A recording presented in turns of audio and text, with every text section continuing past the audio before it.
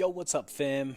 If you're not aware, in both Western Australia and New Zealand at the moment, this week is Mental Health Week. So for the first day of Mental Health Week, I wrote a poem, but I realized it was a bit too long form for people to consume or digest. So I decided that I would narrate it in, spoken word form since it's a poem, just so it's a little bit easier for you to consume and to take in. Sweet. This week is dedicated to mental health.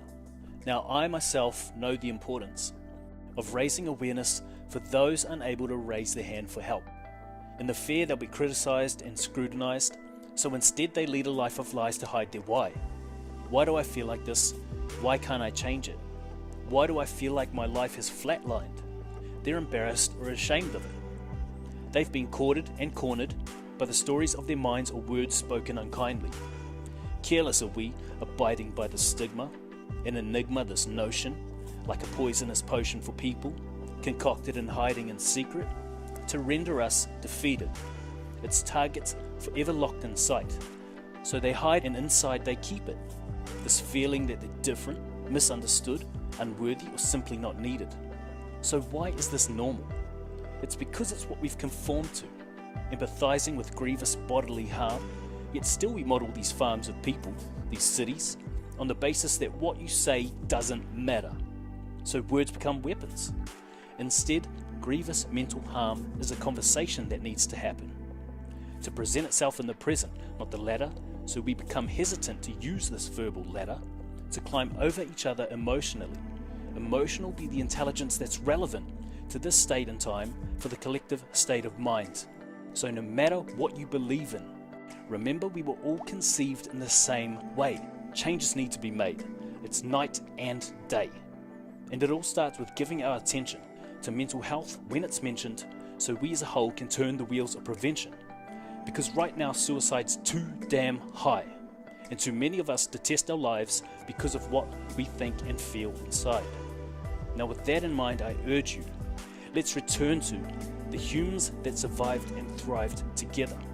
It's time to lift each other up, so we no longer have to cover up. Let's design a life where everyone's cup is full. Let's shift this paradigm from helping only ourselves to being helpful. So I hope I wasn't too boring for all of y'all out there. I'm working very hard to put emotion into the way I speak because I'm very monotonous. If you've ever listened to a podcast episode, you'd know that already. I speak with one tone and one tone only. So it's a process, and I really have to suffocate my inner critic to put shit like this out because it really dents my ego. But I feel like it's an important message, and to me, this poem is really us taking stock of what it is we're saying to other people. Yeah, we might be telling them the truth, but are we telling it too bluntly?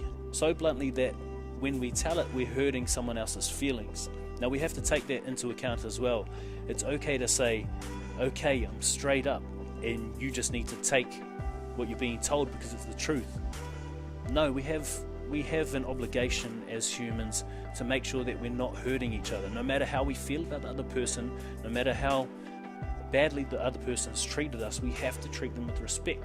Because the law of attraction dictates that what you give out comes back. So if you are treating someone with disrespect, you can only expect to have that come back to you at some point in time.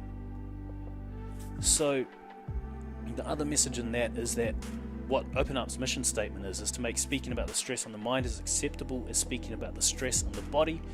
And this grievous bodily harm, we're very open about talking about someone hurting someone else physically, and we're very open about someone being injured physically, I guess. We're very, very open to talking about pain in the physical realm, but we just aren't open enough to talking about this, what I said was grievous mental harm. And that's what I was talking about before, is the way you treat someone, the way you talk to someone, the tone you use, all that sort of stuff. We need to become more accustomed to talking about how someone is treating us in terms of mental capacity, how they're treating us emotionally. And that the more people that we have bringing attention to that, the more we're going to allow that to prosper and I guess blossom into something that does become widespread and does eventually become mainstream. That is the whole point of this podcast, is to empower people to share their own stories and encourage more people down the line to share their stories. I know this is a rant and I'm sorry, but I really felt compelled to put this up because I really feel like it has a message, and I feel like it should resonate with most people on the goddamn planet. Because no matter what you believe in, whether it's religion, whether it's universe, whether it's Lord Xenu from Scientology, I don't care.